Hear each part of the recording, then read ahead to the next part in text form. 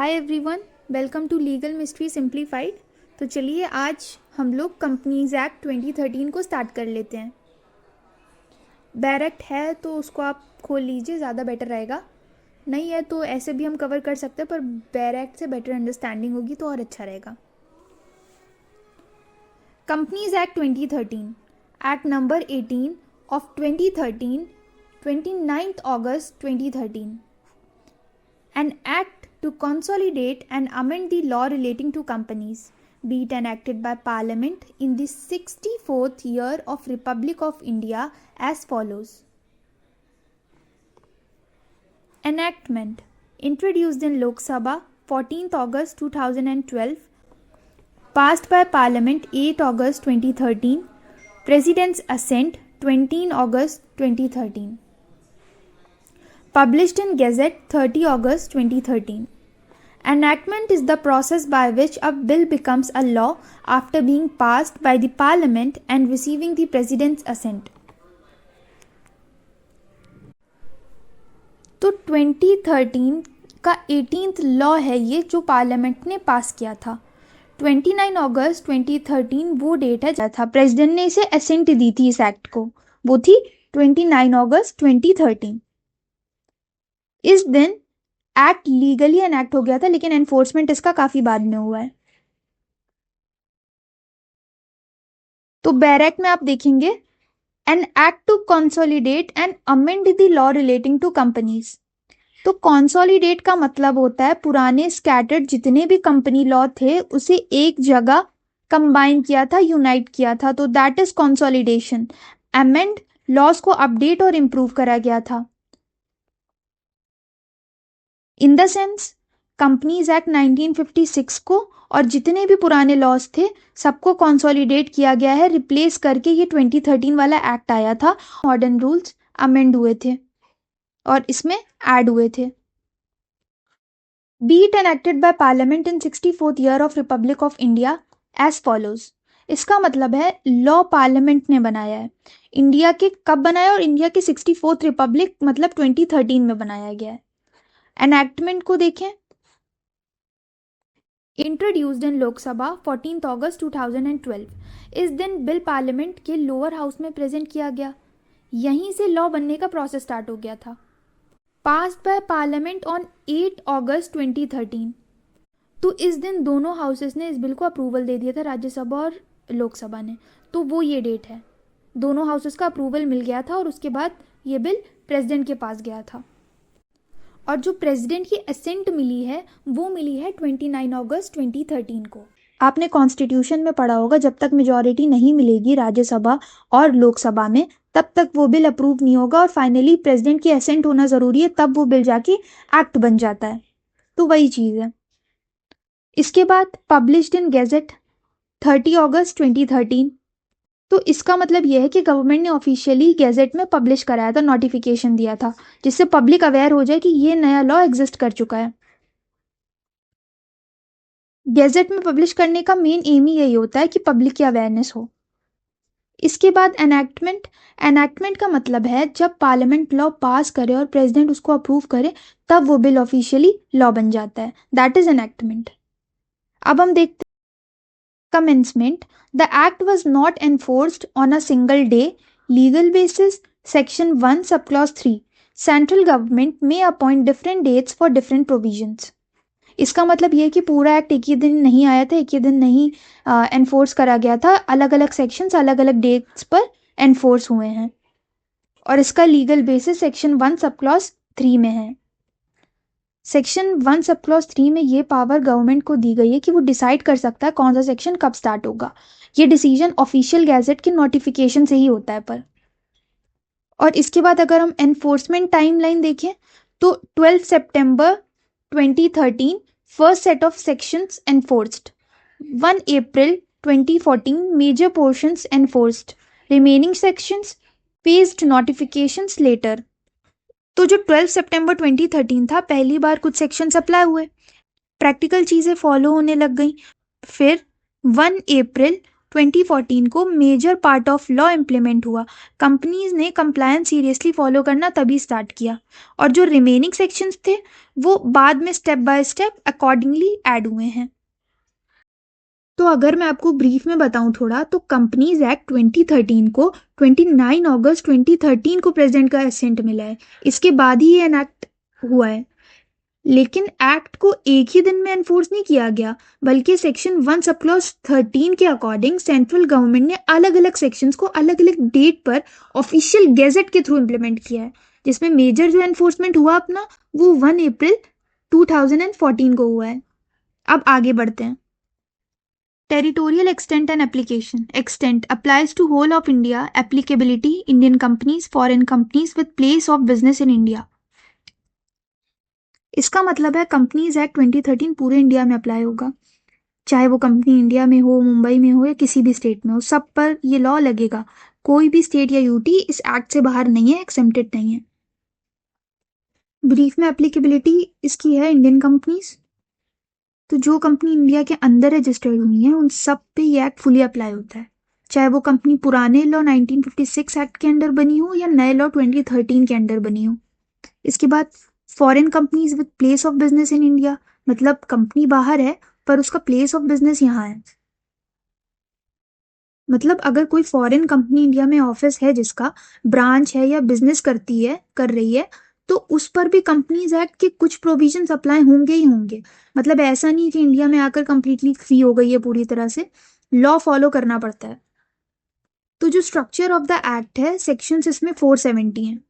पूरे इंडिया में total 470 sections हैं। पूरे एक्ट में टोटल 470 सेक्शंस हैं।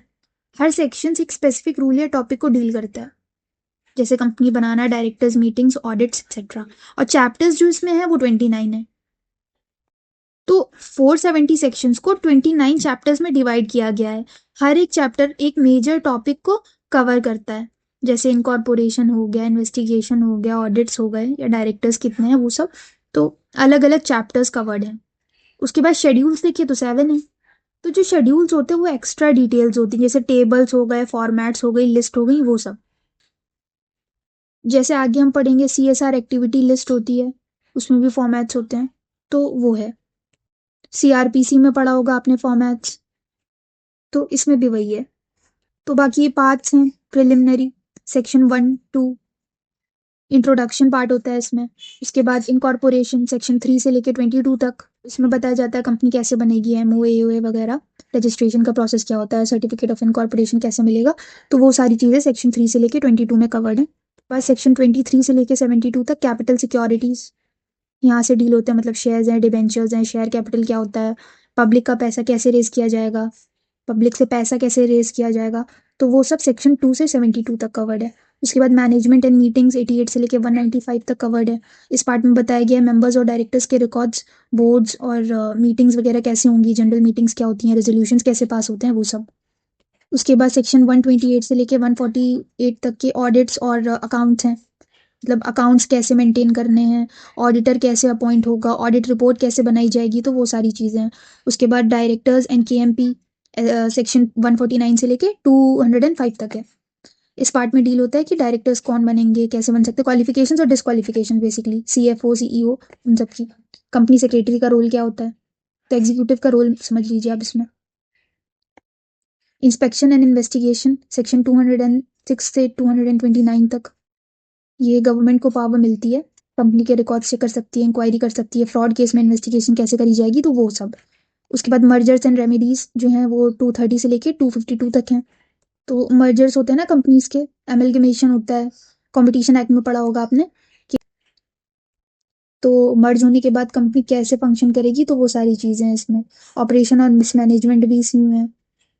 स्पेशल कंपनीज सेक्शन 379 to 405, तो ये पार्ट स्पेशल टाइप की कंपनीज के लिए होते हैं, जैसे फॉरेन कंपनीज हो गई, गवर्नमेंट कंपनीज हो गई, इनके लिए अलग से रूल्स होते हैं, तो वो इसमें कवर्ड है। बाकी ट्रिब्यूनल्स एंड कोर्ट्स है सेक्शन 407 to 446 तक। NCLT NCLAT का सिस्टम दिया गया है, कोर्ट्स कैसे जाएंगे, कैसे उसका ट्रायल चलेगा, वो सारी चीज़ें। अपील कैसे होगी, डिस्प्यूट्स कहाँ जाएंगी, रेजोल्यूशंस कैसे होंगे, वो सब। उसके बाद सेक्शन 447 से लेके 470 तक ऑफेंसेस हैं, ऑफेंसेस की पनिशमेंट और वो सारी चीज़ें हैं मिसलेनियस। तो ये सारी चीज़ें हम पढ़ेंगे। इंपॉर्टेंट सेक्शंस आपको याद करने पड़ेंगे, सारे नहीं याद करने होते हैं, सिर्फ इंपॉर्टेंट देखेंगे। ब्रीफ में बता दूँ तो कंपनीज एक्ट 2013 पूरे इंडिया में अप्लाई होता है और इंडियन कंपनीज के साथ साथ ये फॉरेन कंपनीज पर भी लागू होता है जो इंडिया में बिजनेस करती हैं या इंडिया में ब्रांच है जिनकी, उनमें। इस एक्ट में टोटल 470 सेक्शंस और 29 चैप्टर्स हैं और 7 शेड्यूल्स हैं। ये आपको याद रखना पड़ेगा जुडिशरी वगैरह के एग्जाम्स में, और जब आप आंसर राइटिंग करते हो उसमें भी अगर आप ये मेंशन करते हो तो आपको एडिशनल पॉइंट्स मिलते हैं कि बच्चे को ये भी याद है।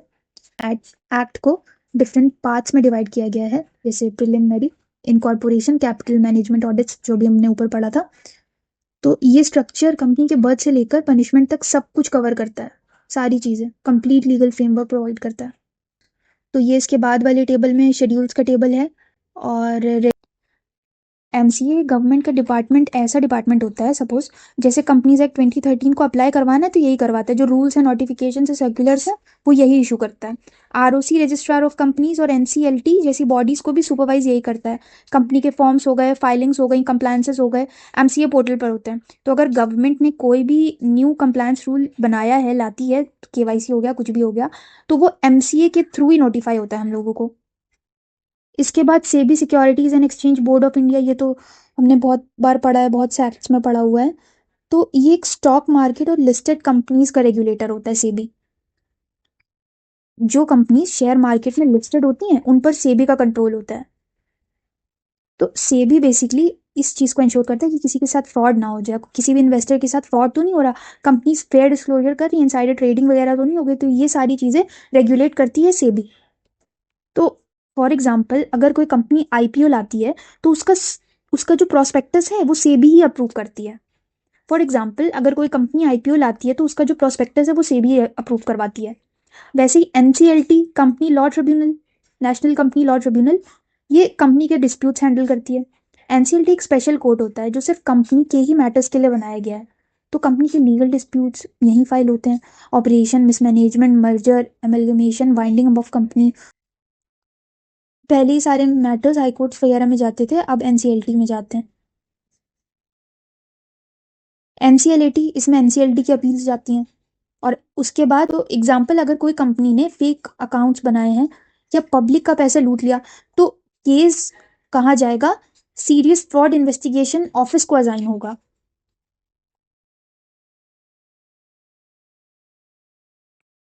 तो फिर से हम ये चीज ब्रीफ में देख लेते हैं कि जो मिनिस्ट्री ऑफ कॉर्पोरेट अफेयर्स है, that is MCA, companies act 2013 का एडमिनिस्ट्रेटिव अथॉरिटी है जो रूल्स, नोटिफिकेशंस और कंप्लायंसेस को सुपरवाइज करता है। और जो सिक्योरिटीज और exchange board of India, that is SEBI, वो लिस्टेड कंपनीज और सिक्योरिटीज मार्केट को रेगुलेट करता है और इन्वेस्टर्स के लिए इंटरेस्ट को प्रोटेक्ट करता है। ठीक है। और जो नेशनल कंपनी लॉ ट्रिब्यूनल है वो कंपनी के डिस्प्यूट्स जैसे ऑपरेशन वगैरह जो हमने ऊपर पढ़ा उसके लिए होता है, सुप्रीम कोर्ट जाता है मैटर। उसके बाद देखते हैं SFIO, that is serious fraud investigation office. इनका काम क्या होता है, ये नाम से ही बहुत ज्यादा एक्सप्लिसिट है कि कंपनी के सीरियस फ्रॉड्स को इन्वेस्टिगेट करता है। मतलब जब कोई बड़ा फाइनेंशियल स्कैम हो जाता है तो गवर्नमेंट उन केसेस को SFIO, that is serious fraud investigation office को दे देती है। ये डॉक्यूमेंट चेक करता है, डायरेक्टर से इंक्वायरी कर लेता है, उसके बाद क्रिमिनल प्रोसिक्यूशन के लिए रिपोर्ट भेज देता है। एनसीएलटी के जो अपील्स होते हैं वो जाते हैं एनसीएलएटी को। एनसीएलटी के ऑर्डर्स के अगेंस्ट अपील सुनाता है, मतलब एनसीएलटी के जो भी ऑर्डर्स होते हैं उसके अगेंस्ट जो अपील होती है वो NCLT, national company appellate law tribunal, सुनाता है। सीरियस फ्रॉड इन्वेस्टिगेशन ऑफिस जो होता है वो होता है कॉर्पोरेट फ्रॉड्स के लिए, मतलब फाइनेंशियल इरेगुलरिटीज हैं, इन्वेस्टिगेशन उनके बारे में करना है तो वो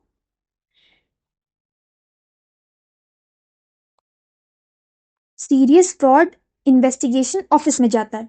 तो ये हो गया। इसके बाद short title, extend, commencement and application. Clause 1, short title, this act may be called companies act 2013। This extends to whole of India. The act applies to all parts of India. No state or UT is excluded. Any company operating in India must follow this law. Clause 3, commencement. This section shall come into force at once and the remaining provisions of this act shall come into force on such date as the central government may, by notification in the official gazette, appoint, and different dates may be appointed for different provisions on this act, and any reference in any provisions to the commencement of this act shall be construed as a reference to the coming into force of that provision. और ये जो pointers है ये उनकी explanation है. तो आज का लेक्चर ये बहुत ज़्यादा लेंदी हो जाएगा, तो हम इसे कल से कंटिन्यू करेंगे. Till then you can just go through it once. ये है और इसके बाद क्लॉज 4 है. इसमें टोटल 4 क्लॉजेज हैं और सब क्लॉजेज भी हैं. आप एक बार इसे रीड कर लेना. उसके बाद कल से हम सेक्शन 1 स्टार्ट करेंगे. Till then thanks for watching. Like, subscribe my channel and hit the bell icon for all the recent updates. Bye bye.